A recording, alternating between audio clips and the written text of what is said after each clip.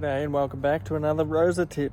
So this is a 2011 Mitsubishi Rosa. I'm trying to remove the corner vent here because there is water leaking in, and basically you've got these little push button clippies, and so you just want to pop them out with, you know, a soft plastic object of some kind.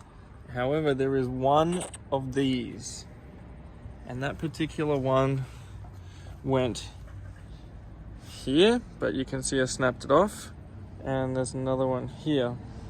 Now the tricky thing is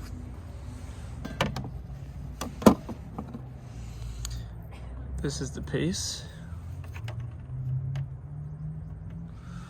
So this one popped out, this one didn't. So if you encounter that, it means you've got to slide it up and out, or make sure that this bit comes out. But this one got stuck in.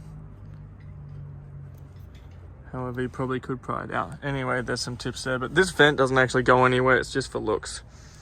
And the water that's leaking into the bus is coming in between this gap and the window, because I tested it with a garden hose, spraying all over this, thinking the water was coming in these holes, which in this one it is, because I haven't got the plug on there. But what was happening is the water's going in here and somehow coming through that window. I'm not going to take the whole window out because that's too big a job for me.